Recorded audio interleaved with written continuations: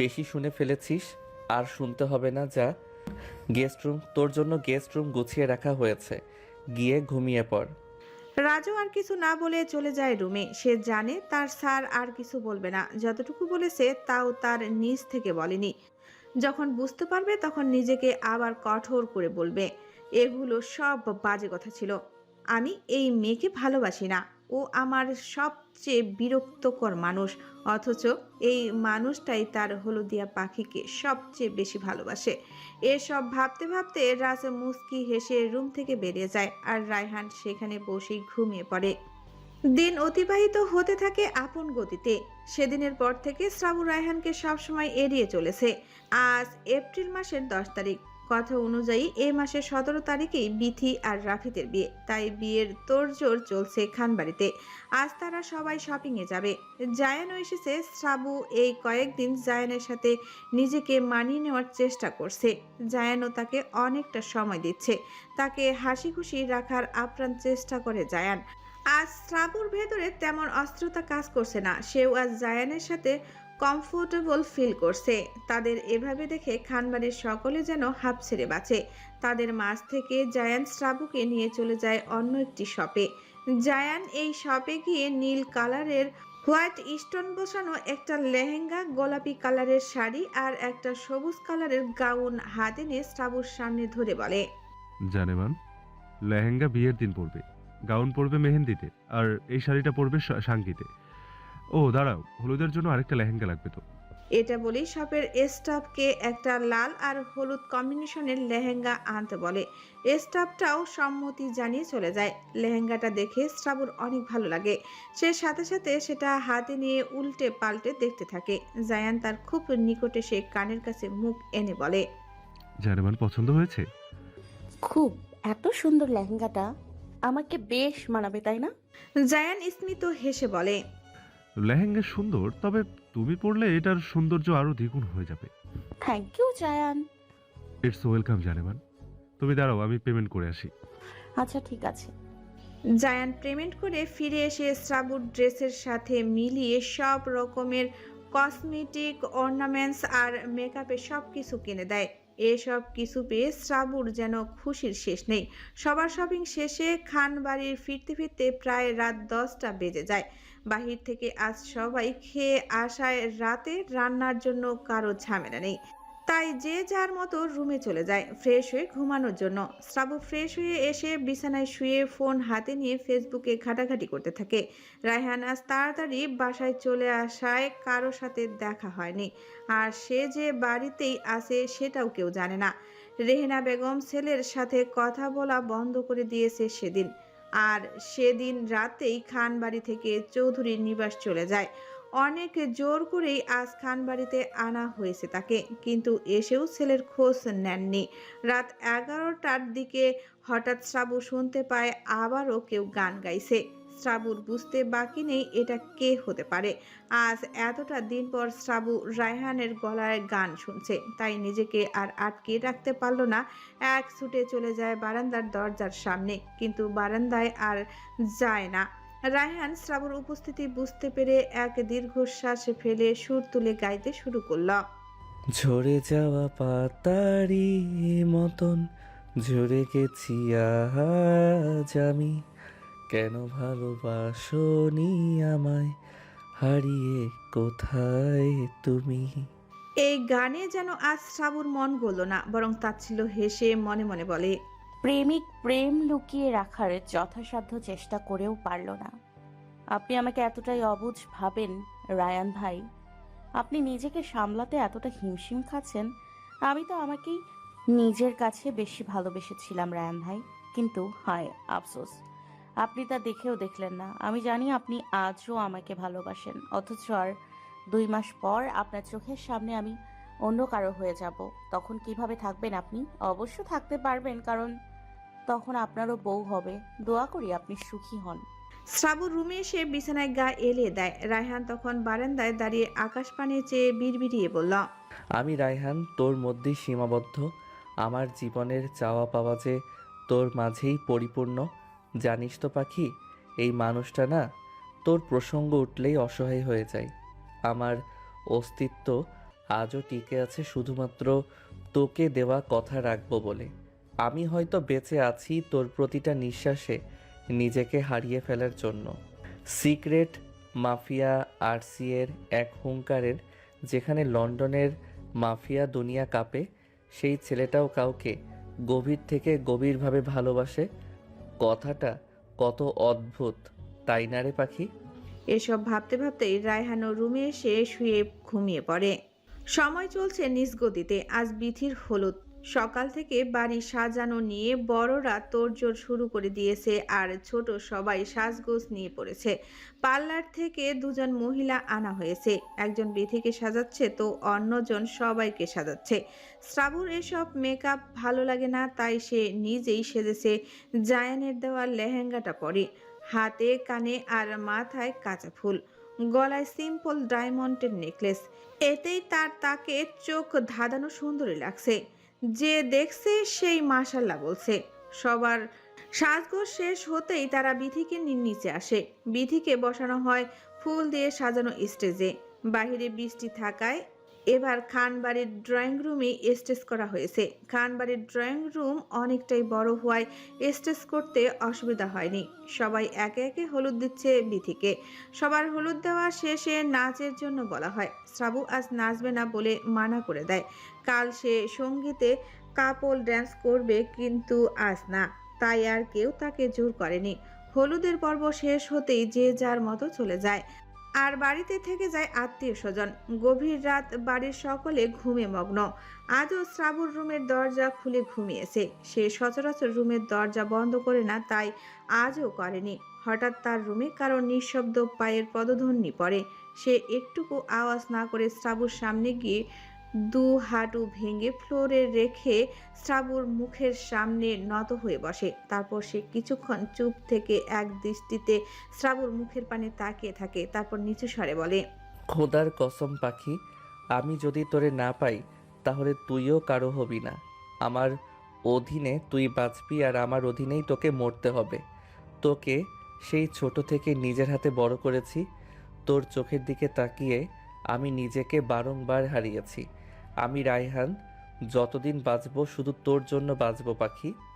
রায়হান কিছুক্ষণ থেমে আবারও বলতে শুরু করল, জানিস, রাজ সব সময় বলে আমার মতো একজন ছেলে কিভাবে একটা মেয়ের প্রতি আসক্ত হতে পারে, কিন্তু রাজ তো আর জানে না আমি এমন ছিলাম না। আমিও তো সবার মতোই স্বাভাবিক ছিলাম। অনাকাঙ্ক্ষিত ঘটনাটা যে আমাকে কঠোর করে তুলেছে। আমি তোকে পুরো কথা সম্পূর্ণ না করে রায়হান দাঁড়িয়ে যায়। রুম থেকে বের হতে নিয়েও আবার কিছু একটা মনে করে ফিরে এসে শ্রাবুর মুখের দিকে ঝুঁকে কপালে পরশ এঁকে দিয়ে যেভাবে এসেছিল আবার সেভাবেই চলে যায়। রায়হান চলে যেতেই শ্রাবু চোখ মেলে তাকিয়ে বিছানায় উঠে বসে আর বাঁকা হেসে বিড়বিড়িয়ে বলে, লন্ডনের সিক্রেট মাফিয়া MR/RC, আপনি যদি চলেন ডালে ডালে তাহলে আমিও চলি পাতায় পাতায়। আপনি ভেবেছিলেন এটা সবার থেকে লুকিয়ে রাখবেন, কিন্তু তা হলো কই। আমি দেখতে চাই আপনি নাটক কতদিন করতে পারেন। এটা বলে শ্রাবু আবারও শুয়ে পড়ে ঘুমানোর জন্য। কি ভাবছেন, শ্রাবু রায়হানের মাফিয়া হওয়াটা জানলো কিভাবে? তাহলে চলুন বলি। সেদিন এঙ্গেজমেন্টের দিন রাফিদের অবস্থা শুধু বিথি না, শ্রাবুও নোটিশ করেছিল। তাই সেদিন তারও সন্দেহ হয়। এই ব্যাপারটা বিথি ভুলে গেলেও শ্রাবু ভুলেনি। তাই শ্রাবু পরের দিন রাফিদের সাথে দেখা করে বলে, ভাইয়া যা বলবেন সব সত্যি বলবেন, একটু মিথ্যা শুনতে চাই না। আপনি কাল আপুকে আংটি পরানোর সময় বারবার কেন কাঁপছিলেন? আপনার হাতগুলো কেন স্বাভাবিক ছিল না? আর কেন আপনি রায়ান ভাইকে আর চোখে বারবার দেখছিলেন? রাফিদ কাঁপা কাঁপা গলায় বলে, কই তেমন কিছু না। আসলে আমি একটু অসুস্থ বোধ করছিলাম, এই আর কি। ভাইয়া আমি প্রথমেই বলেছি একটু মিথ্যে বলবেন না, সত্যিটা বলুন ভাইয়া। আমি সত্যটা বলতে পারবো না শ্রাবন্তী। কেউ যদি একবার জেনে যায় আমি তোমাকে সত্যিটা বলে দিয়েছি, তাহলে আমাকে রায়ান মেরে ফেলবে। আপনাকে কেউ কিছু করবে না, আপনি নির্ভয়ে সবটা আমাকে বলুন। রায়হান আপনাকে কেন মারবে? তুমি ওকে চিনো না শ্রাবন্তী। তাই তো চিনতে চাইছি, প্লিজ ভাইয়া বলুন আমাকে। রাফিদ একটা শুকনো ঢোক গিলে 4-5টা ভালোভাবে পর্যবেক্ষণ করে নিয়ে বলতে শুরু করে, আজ থেকে প্রায় 1.5 বছর আগে যখন আমি আমাদের কোম্পানির ডিল করার জন্য লন্ডন চেলসি শহরে যাই, তখন আমি জানতাম না কাদের সাথে আমাদের ডিলটা হবে। শুধু জানতাম এইচপি কোম্পানির সাথে আমার ডিল করতে হবে। আমি লন্ডনের চেলসি শহরে পৌঁছানোর 2 দিন পর আমাদের ডিল নিয়ে মিটিং রাখা হয়। মিটিংয়ে আমি যখন উপস্থিত হই তখন রায়হান চৌধুরীকে দেখে শকড হয়ে যাই, আর মনে মনে ভাবতে থাকি, এটাই তো রোদের খালামণির ছোট ছেলে রায়ান চৌধুরী। তাকে চিনতে আমার অসুবিধা হয়নি, কারণ রোদ আমাকে তোমাদের ফ্যামিলির সবার ছবি দেখিয়ে দেয় আর পরিচয়ও দেয়, তাই তাকে প্রথম দেখায় আমি চিনে যাই। তারপর তার সাথে আমার ডিল নিয়ে কিছু কথা কাটাকাটি হওয়ার, সেই ডিলে সাইন না করে মিটিং রুম ছেড়ে চলে যেতে নিলে আমি পিছন থেকে বলি, এটা কী ধরনের অসভ্যতামি? সামান্য কথায় আপনি ডিল সাইন না করে চলে যাচ্ছেন। রায়হান চৌধুরী তখন সেকেন্ডের মাথায় পিছু ফিরে আমার কাছে এসে আমার সামনে দাঁড়িয়ে আমার কাঁধে হাত রেখে বলে, আমি রায়হান চৌধুরী, যাকে যেটা একবার বলি সেটাই আমার ফাইনাল ডিসিশন হয়ে যায়। আমার সাথে গলা উঁচু করে কথা বলার সাহস কেউ পায় না। বিথির ভালোবাসা আপনি, রাইট? তাই ছেড়ে দিলাম। আমার আবার বোনদের চোখের পানি সহ্য হয় না, না হলে এখানেই পুঁতে ফেলতাম। এটা বলে রায়হান মিটিং রুম ছেড়ে চলে যেতে নিলে সে আবারও বলে, কে আপনি? আর আপনি কি আমাকে মারার হুমকি দিলেন? দেখুন, আমি কিন্তু একদম আপনাকে ভয় পাচ্ছি না, তাই ভালোই ভালোই সাইনটা করে দিন, নাহলে ভালো হবে না কিন্তু। আমার পরিচয়টা জানার খুব শখ তোর, তাই না? ছেড়ে দিয়েছিলাম ভালো লাগেনি, তাই না? বারণ করেছিলাম গলা উঁচু করতে, শুনলি না? রাজ, ওকে জায়গা মতো নিয়ে আয়। মিনিটের মধ্যে আমার শরীর নিস্তেজ হয়ে যায়, কিন্তু কীভাবে হলো তা জানা নেই। আমার যখন জ্ঞান ফিরে তখন দেখতে পাই একটা অন্ধকার আচ্ছন্ন কুঠিরের মাঝখানে আমাকে আর একটা মধ্যবয়স্ক লোককে বেঁধে রাখা হয়েছে। তবে সেই লোকটার চোখ মুখ কালো কাপড়ে বাঁধা থাকলেও আমার শুধু মুখটাই বাঁধা ছিল। মিনিট কয়েক পরে কুঠিরের দরজা খুলে কেউ প্রবেশ করে। তার পদধ্বনি এতটা নিঃশব্দ ছিল যে ভয়ে শরীরের লোম দাঁড়িয়ে যাওয়ার মতো অবস্থা। তার পিছে ছিল রায়হান চৌধুরী, অ্যাসিস্ট্যান্ট রাজ। আমার বুঝতে সময় লাগলো না যে এটা কে, তাই আমি অস্পষ্টভাবে উচ্চারণ করি, এসপি কোম্পানির সিও অফ রায়হান চৌধুরী। তো মিস্টার রাফিদ তালুকদার, আমার পরিচয় জানতে চাস, তাই না? তার আগে চল তোকে কিছু ট্রেলার দেখাই। রায়হান চৌধুরী এটা বলে আমার সামনে থেকে সরে গিয়ে ওই মধ্যবয়স্ক লোকটার সামনে গিয়ে একটা চেয়ার নিয়ে বসে। কুঠিরের মধ্যে 40 থেকে 50 জন কালো পোশাকধারী বলিষ্ঠ দেহের লোক দাঁড়িয়েছিল। তা তো এতক্ষণে বুঝতে পারিনি। হঠাৎ কিছু লোক রায়হান চৌধুরীর সামনে একটি ব্যাগ আর একটি টুল বক্স এনে রাখে। তারপর তারা আবার নিজেদের জায়গায় ফিরে যায়। তখন আমি খেয়াল করি পোশাকধারী লোকদের। তাদের দেখে রীতিমতো আমার দম বন্ধ হয়ে যাওয়ার মতো অবস্থা। নিজেকে সামনে দেখতে থাকলাম রায়হান চৌধুরীর কাজকর্ম। সে রাজকে কিছু ইশারা করতে রাজ এগিয়ে আসে, লোকটার চোখ মুখ খুলে দেয়। তারপর লোকটার দিকে তাকিয়ে রায়হান চৌধুরী বলে, একে কোম্পানি সিইও অফ ড্রাকেন ডেভিড, তোকে সাবধান করেছিলাম, আমার পিছু লাগিস না, বাঁচতে পারবি না। শুনলি না আমার কথাটা? মরার পাখা গজিয়েছে। বেশ, আমি তোর পাখাটা কেটে দেই। তোকে বলেছিলাম আমার পিঠ পিছনে ছুরি চালালে সেটার আঘাত তোর গায়েই পড়বে, কিন্তু তুই আমার কথা বুঝলি না। এই বলেই ব্যাগ থেকে একটা ছোট চাকু বের করে লোকটার বাঁ হাতের উল্টো পিঠে ঢুকিয়ে দেয়। এতে লোকটা জোরে চিৎকার করে ওঠে। তার চিৎকারে পুরো কুঠিরের প্রতিটা দেয়ালে বাড়ি খায়। তার চিৎকারে যেন রায়হান চৌধুরী বিরক্ত হয়, তাই রাজকে আবার কিছু ইশারা করতে রাজ পুনরায় লোকটার মুখ বেঁধে দেয়। তারপর রায়হান চৌধুরী টুল বক্স খুলে সিলেন্সার বের করে, তার হাতে ঘোরাতে ঘোরাতে লোকটাকে বলে, কোন হাত দিয়ে যেন আমার বিপক্ষে গিয়ে এলসি কোম্পানির সাথে হাত মিলিয়ে আমার বিরুদ্ধে কোম্পানি ডিল করার জন্য সাইন করেছিলি? লোকটা কিছু বলল না বললে ভুল হবে, বরং বলতে পারল না, মুখে কাপড় বাঁধার থাকায়। তারপর রায়হান আবারও বিরক্ত হয়ে বলে, আচ্ছা থাক, তোর বলতে হবে না, আমি বরং তোর হাতের আঙ্গুলগুলোই তুলে ফেলি। এটা বলতে বলতেই রায়হান তার হাতে থাকা সিলেন্সার দিয়ে লোকটার আঙ্গুলগুলো টেনে ছিঁড়ে ফেলতে থাকে। এসব দেখে আমার গা গুলিয়ে আসে আর ভয়ে আমার আত্মা বেরিয়ে যাওয়ার মতো অবস্থা। আমি আর দেখতে পারছিলাম না, তবুও দেখতে হচ্ছিল এসব নোংরা খেলা। তারপর রায়হান চৌধুরী সিলেন্সার দিয়ে 2 হাতের 10টা আঙ্গুল ছিঁড়ে ফেলে। ব্যাগ খুলে একটা বড় সাইজের ছুরি বের করে। কিছুক্ষণ ওইটার দিকে তাকিয়ে থেকে ছুরিটা আস্তে আস্তে এগিয়ে নেয় লোকটার গলা বরাবর। তারপর গলার একটু নিচ থেকে ছুরিটা ঢুকিয়ে আস্তে আস্তে ছুরিটা নিচে নামায়। এতে লোকটার শরীরের চামড়া কেটে ফিনকি রক্ত বের হয়। লোকটা চিৎকার করতে পারছিল না, তার মুখ থেকে শুধু গঙ্গানোর আওয়াজ ছাড়া কিছুই শোনা যাচ্ছিল না। রায়হান চৌধুরীর শান্ত চোখগুলো যেন ভয়ঙ্কর কিছু করার অপেক্ষা। সে সাধারণ যখন খুব বেশি রেগে যায় তখন সে শান্ত হয়ে নাকি এভাবে খুন করে। তারপর রায়হান চৌধুরী উঠে দাঁড়ায় আর পকেট থেকে একটা ছোট শিশি বের করে। পকেট থেকে শিশিটা বের করে সেটা মুখ খুলতেই একটা ঝাঁঝালো গন্ধ বেড়ে পুরো কুঠির ভরে যায়। আমার তখন মনে হচ্ছিল আমি এই গন্ধের তাড়নায় ওইখানে বমি করে দেব। তার কিছুক্ষণ সময় পর রায়হান চৌধুরী শিশিটার দিকে তাকিয়ে বাঁকা হেসে বলল, এই চোখগুলো দিয়েই তো পথ দেখে চলে গেলি এলসি কোম্পানিতে, গিয়ে আমার বিরুদ্ধে উস্কিয়ে দিলি লাকন ক্যারিনকে।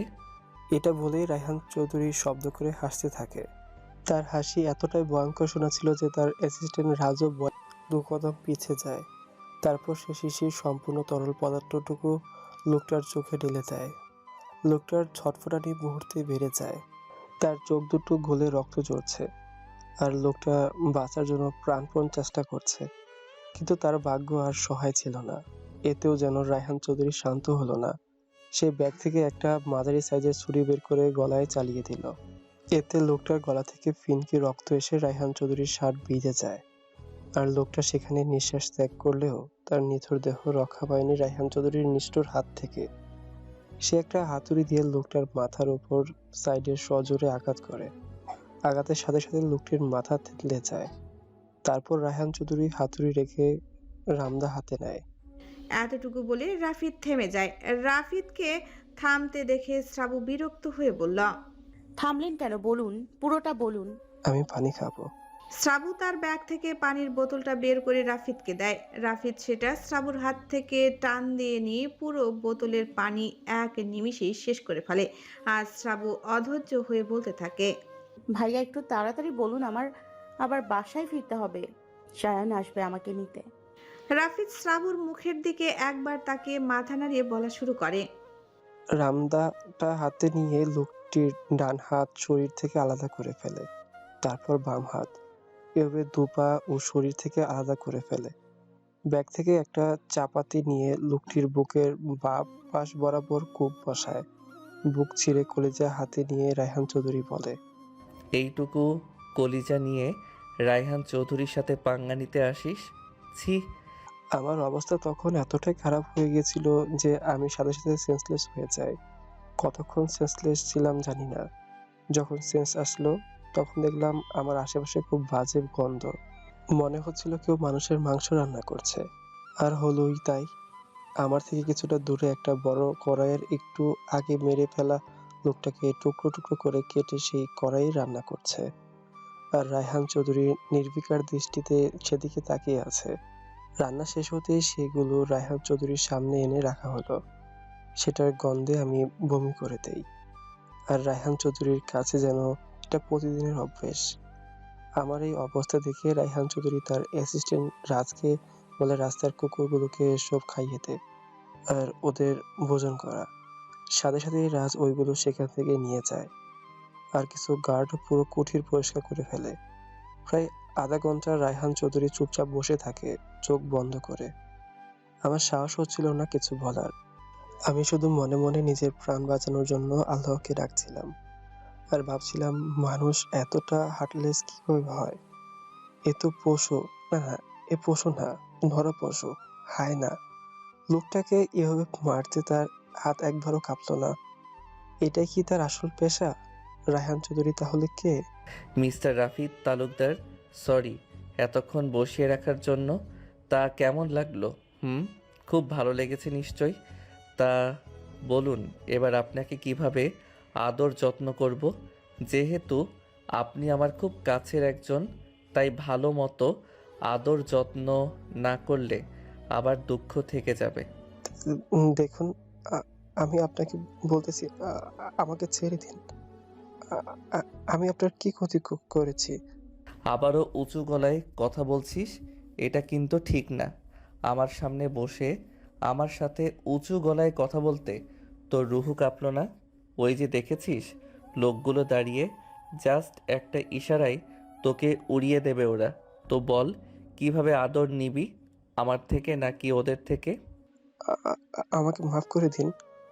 আমি আর কোনোদিন আপনার সাথে উঁচু গলায় কথা বলবো না। রায়হান উচ্চ শব্দে হেসে বলে, বেঁচে থাকলে তো বলবি। যা এবার উপরে গিয়ে আমার সাথে উঁচু গলায় কথা বলার জন্য অপেক্ষা কর। এটা বলেই রায়হান চৌধুরী চেয়ার ছেড়ে উঠে দাঁড়ায়।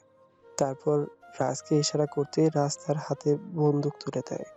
বন্দুকটা হাতে নিয়ে আমার কপাল বরাবর নিশানা করে টিকেটে চাপ দেওয়ার আগেই আমি চিৎকার করে বলি, আমাকে মারবেন না। আপনার আপু আমাকে ছাড়া বাঁচবে না। ওকে আমি কথা দিয়েছি, আমরা সারা জীবন একসাথে থাকবো। আমি না ফিরলেও ও মরে যাবে। রায়হানের হাত ট্রিগার থেকে সরে যায় আর কিছুটা বিরক্তি নিয়ে বলে, বাল, যা শালা এত সুন্দর মোমেন্টটা নষ্ট করে দিল। এই তোদের একটাই সমস্যা, আর কিছু না পারলে ইমোশনাল ব্ল্যাকমেল করিস। যা শালা মুডটাই নষ্ট করে দিলি আমার। আজ প্রথম আমি কাউকে মাফ করছি, শুধু আমার বোনের জন্য। নেক্সট টাইম আর মাফ হবে না, কথাটা মাথায় ঢুকিয়ে নে। আর এই কথাগুলো যেন খান বাড়ির কারো কানে না যায়। Mind it. এটা বলে রায়হান চলে যেতে নিলেই আমি পিছন থেকে বলি, আপনি কে? আপনার পরিচয় কি? Secret mafia mister RC. এটা বলে সে চলে যেতে নিয়েও পিছু না ফিরে আমাকে উদ্দেশ্য করে বলে, তোর কপাল ভালো, আমার এই অন্ধকার কুঠির ডেথ সেল থেকে তুই জীবিত বের হচ্ছিস। আজ পর্যন্ত এই কুঠির থেকে কেউ জীবিত ফিরেনি। তারপর আর এক সেকেন্ডও না দাঁড়িয়ে চলে যায়। আর আমি ভাবতে থাকি, উনিই সেই মাফিয়া যার বয়ে লন্ডনের চেলসি শহর আতঙ্কে থাকে। আমি আর কিছু ভাবার আগে আমার মুখে কেউ কিছু স্প্রে করে দেয়, আর সাথে সাথে আমি আবারও সেন্সলেস হয়ে যাই। তারপর যখন আমার সেন্স আসে তখন দেখতে পাই আমি আমার রুমে। আর সেদিন আমি বাংলাদেশে ব্যাক করি। কিন্তু আশ্চর্যের বিষয় হলো রায়হান চৌধুরী ডিলে সাইন করে দেয়। শ্রাবু এতক্ষণ সবটা মন দিয়ে শুনছিল, তারপর রাফিদের দিকে তাকিয়ে বলে, তাহলে এটাই হলো আপনার ওনাকে ভয় পাওয়ার কারণ? রাফিদ কিছু না বলে শুধু উপর নিচ মাথা নাড়ায়, তারপর আর কিছু না বলে চলে যায়। শ্রাবু ওর যাওয়ার দিকে তাকিয়ে থাকে। এর মধ্যেই জায়ান শ্রাবুর কাছে চলে আসে আর বলে, জানেমান, চলো যাওয়া যাক। শ্রাবু জায়ানের সাথে চলে যায়। সেদিন রাফিদের কাছ থেকে সবটা শুনেছিল শ্রাবু। সকাল 6টা, ঘুম ভাঙে শ্রাবুর। শ্রাবুর কাছে আজকের সকালটা কেমন যেন শান্তিময় লাগছে। আজ শরীরটাও খুব ভালো লাগছে। সে বিছানা ছেড়ে উঠে চলে যায় ওয়াশরুমে ফ্রেশ হতে। ফ্রেশ হয়ে এসে নিজেকে পরিপাটি করে রুম থেকে বের হয়ে সোজা ছাদে চলে যায় একটু সকালের ঠান্ডা হাওয়া মনটা আরো ভালো করতে। আর দেখতে ছাদ কতটুকু সাজানো হয়েছে, কারণ আজ ছাদেই সঙ্গীত আর মেহেদি হবে। দুপুরে মেহেদি আর সন্ধ্যায় সঙ্গীত হবে। এসব ভাবতে ভাবতে শ্রাবু ছাদে চলে আসে। বাড়ির সবাই এখনো ঘুমিয়ে, শুধু বাড়ির কর্ত্রীরা উঠে সকালের জন্য ব্রেকফাস্ট তৈরি করছে। শ্রাবু ছাদে পা রাখতেই এক মন মুগ্ধকর দমকা হাওয়া এসে তার সর্বাঙ্গে ছড়িয়ে দেয় মনোরম শান্তি। শ্রাবু চোখ বন্ধ করেই তা উপভোগ করে। তার চোখ খুলতেই হঠাৎ করে তার সামনে কিছুটা দূরে রায়হানকে পুশ আপ করতে দেখতে পায়। আর তার পাশেই ড্রাম্বেল রাখা, দেখেই বোঝা যাচ্ছে ব্যায়াম করছে। শ্রাবু সবকিছু ভুলে তাকিয়ে থাকে বলিষ্ঠ চওড়া পিঠের দিকে।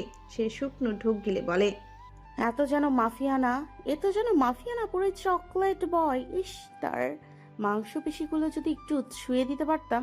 তার ভাবনার মাঝে রায়হান কিছুটা ধমকে সুরে বলে, এই মেয়ে এখানে কি? এভাবে কি দেখছিস হা করে? শ্রাবু আমতা আমতা করে বলে, না মানে কই কিছু দেখছিলাম না তো। আপনি ভুল দেখেছেন। আমি ভুল দেখেছি?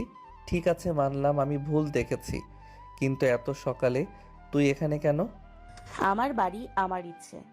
আমি যেখানে খুশি যাব তাতে আপনার কি? বড্ড বেশি কথা বলতে শিখে গেছিস। তোর এই সুন্দর মুখটা ভাঙতে কিন্তু আমার হাত একটু কাঁপবে না। যার মানুষ মারতে হাত কাঁপে না, তার কি আমার মুখ ভাঙতে পা কাঁপবে নাকি? বিড়বিড়িয়ে কি বলছিস? কই কিছু বলিনি তো। যা এখান থেকে এখন। রায়হান ভাই, একটা কথা বলার ছিল। তাড়াতাড়ি বল। আজ তো আপুর সঙ্গীত, আজ প্রোগ্রামে সবাই কাপল ডান্স করবে, তাই আমি চাই। কি চাস আমি তোর সাথে ড্যান্স করি? It's impossible. আরে পুরোটা শুনুন, আমার সাথে তো জায়ান ডান্স করবে, আপনি মিতুর সাথে, ও সরি, ভাবির সাথে ডান্স করবেন। এটা বলতেই রায়হান শ্রাবুর দু গালে নিজের বাঁ হাতের চেপে ধরে দাঁতের দাঁত পিষে বলে, ন্যাকামি মারাস আমার সাথে বান্দির বাচ্চা। আমার সামনে বারবার তোর নাগরের নাম নিয়ে কি বুঝাস? আমি জেলাস হই? কান খুলে শুনে রাখ, তুই মরলি কি বাঁচলি তাতে আমার বিন্দু পরিমাণ আফসোস নেই। আর এসব নাটক আমার সামনে করবি না, একদম মেরে পুঁতে ফেলবো। যা এখান থেকে। শ্রাবণ আর চোখে পানি নেই, বরং ঠোঁটের কোণে হাসি লেগে আছে। তার হাসি দেখে রায়হান আরো রেগে গিয়ে শ্রাবুকে একদম ধাক্কা দিয়ে সরিয়ে দেয়। তারপর রায়হান নিচে নেমে আসে আর শ্রাবু সেখানে বসে মুস্কি হেসে বলে, বারে বারে ঘুঘু তুমি খেয়ে যাও ধান, এবার ধরিতে পারিলে নিব তোমার গর্দন। শ্রাবু নিজেও গুনগুন করে গান গাইতে গাইতে নিচে চলে যায়। দুপুর 2টায় ছাদে সবাই একসাথে বসে আছে। আজ তেমন রোদও নেই, তাই ঠান্ডা ঠান্ডা একটা ভাব থাকায় দুপুরে মেহেদির প্রোগ্রাম শুরু করে দেয় তারা। উদ্দেশ্য সন্ধ্যায় যেন সঙ্গীত প্রোগ্রাম বেশিক্ষণ চলে। পার্লার থেকে 3জন মহিলা এসেছে মেহেদি পরানোর জন্য। বিথি, সূর্য আর শ্রাবু 3জন একসাথে বসে পড়ে মেহেদি দেওয়ার জন্য। আর জেরিন বাচ্চাদের মেহেদি দিয়ে দিচ্ছে। ওইদিকে ফুল ভলিউমে মিউজিক গান বাজছে। আজ মেহেদি আর সঙ্গীত একসাথে হওয়ায় সায়েম আর জায়ানও এসে পড়েছে, তাই তারা বাড়ির পুরুষদের সাথে ওই দিকটায় সামলাচ্ছে আর নিচে আত্মীয়দের সামলাচ্ছে বাড়ির মহিলারা। তাদের মেহেদি দেওয়ার মাঝে একজন এসে তাদের বলে যায় খেতে নিচে যেতে, কিন্তু তারা তো মেহেদি দেওয়া নিয়ে পড়ে আছে। মেহেদিতে বাহিরের মানুষ ছিল না। সন্ধ্যায় সঙ্গীতে থাকবে বলে শ্রাবুর পরনে জায়ানের কিনে দেওয়া গোলাপি শাড়িটা পরে আছে। তাকে এই শাড়িতে দেখে জায়ান শ্রাবুর কাছে এসে বলে, জানেমান, তুমি কি আমাকে মেরে ফেলার পায়তারা করছো? শ্রাবু এটা শুনে পিছনে ফিরে বলে, এমা ছি ছি ছি, এসব কি বলছেন? আর আমি কি করেছি? তুমি এভাবে না সাজলেও পারতে। এমনিতেও তোমাকে ছাড়া ঘুম হয় না, এখন আবার শাড়ি পরে তো আমাকে পাগল করে দিলে। কি সব বলছেন? এখানে বড়রাও আছে এবং কি ছোটরাও আছে। তো কি হয়েছে? ওনাদেরও তো বিয়ে হয়েছে, আর ছোটরাও করবে। আপনি এতটা নির্লজ্জ কবে হলেন? যেদিন তুমি আমাকে গ্রহণ করেছো।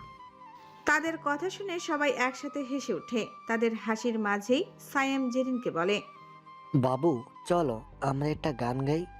এই, একদম বাবু বলবে না। ছি, কেমন শোনা যায়। না, আমি বাবুই ডাকবো। একদম না। আর কিসের গান? কোনো হবে না। তোমার গান মানে অশ্লীল গান। না বাবু, এটা শালীন গান। একবার চলো গেয়েই দেখো। আমি না করেছি মানে না। তাদের কথার মাঝে শ্রাবু বলে, এই বেবি, একটা গান গানা প্লিজ। না বেবি, আমি ওর সাথে গান গাইবো না। ও গানের নামে অশ্লীলতা ছড়ায়। জেরিন আর চোখে শ্রাবুকে দেখে নিয়ে বলে, ঠিক আছে, আমি শুধু তোর কথাই গান গাইলাম এই বেয়াদবটার সাথে। তুমি চেয়ে আছো কেন? গান শুরু করো। সায়েম সম্মতি পেতেই সুর তুলে গান ধরল, হাঁটি নাটি তোর ওই ফিকারে কারণ যেন আছে, ছুঁয়ে দিলে ছটকা লাগে রে, আয়না আরো কাছে, ঠোঁট ঠোঁট দুই ঠোঁট রাখলে এই পানটা যেন বাছে, তোর রিস্কি রিস্কি চাউনিতে উস্কির ফেভার আছে। মা এই গিজমি চুম্মা, মা এই দিলাম চুম্মা, মা এই ওয়ান মর চুম্মা, মা মা মা এই গিজমি চুম্মা, মা এই দিলাম চুম্মা, মা এই ওয়ান মর চুম্মা, মা মা ভুলে যাই যেন আমাকে, কাছে তুই এলে, হার্ট বিট কেন বেড়ে যায় তোকে বুকে পেলে, ভুলে যাই কেন আমাকে কাছে তুই এলে, হার্টবিট কেন বেড়ে যায় তোকে বুকে পেলে, তোর ঠোঁটে দুই ঠোঁট রাখলে পানটা যেন বাঁচে, তোর রিস্কি রিস্কি চাউনিতে উস্কির ফেভার আছে। মা এই গিজমিয়ে চুম্মা, মা এই দিলাম চুম্মা, মা এই ওয়ান মার চুম্মা, মা মা মা এই গিজমিয়ে চুম্মা, মা এই দিলাম চুম্মা, মা গিচ ওয়ান মার চুম্মা, মা মা। তারা গান শেষ করতেই সবাই হাততালি দেয় আর জেরিন শ্রাবুকে বলে, দেখলি কতটা শালীন গান গাইলো, অসভ্য লোক একটা। দেখলাম, আর এটাও দেখলাম তুমিও কত সুন্দর অশালীন গানে তাল মেলালে। আর আমি তো গানটা ওর সাথে। হয়েছে, আর কোনো এক্সকিউজ দেওয়া লাগবে না। অনেক দেরি হয়ে যাচ্ছে, তাড়াতাড়ি মেহেদি দেওয়া শেষ কর। আবার সঙ্গীতের জন্য সাজতে হবে। আজ কিন্তু কাপল ডান্স করবে সবাই। রাফিদ ভাইয়াও আসছে সন্ধ্যায়। আর সূর্য আপিও। সাইফুল ভাইয়া কখন আসবে? এই তো শোনা, কিছুক্ষণের ভিতর চলে আসবে। আচ্ছা ঠিক আছে। আজ কিন্তু তোমাদেরও কাপল ডান্স করতে হবে। আমাদের কেন আবার, তোরা নাচবি? কোনো কথা শুনতে চাই না, যা বললাম তাই হবে। আচ্ছা ঠিক আছে পাখি। এর মাঝেই আবার জায়ান বলে ওঠে। জানেমান আমরা নাচবো তো? শ্রাবু ভ্রু কুসকে বলে, আমরা কেন নাচবো? সবাই নাচবে, আমরা নাচবো না? না, আমরা নাচবো না। কিন্তু কেন? আগে বিয়ে হয়ে নি, তারপর। তাহলে চলো এখনই বিয়ে করব, আর আজ কাপল ডান্স করবোই। পাগল একটা।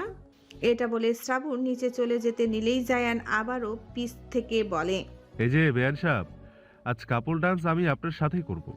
শ্রাবু জায়ানের কথা শুনেও না শোনার মতো করে নিচে চলে যায়। আর এদিকে তাদের কাহিনী দেখে সবার হাসতে হাসতে ফ্লোরে গড়াগড়ি খাওয়ার মতো অবস্থা।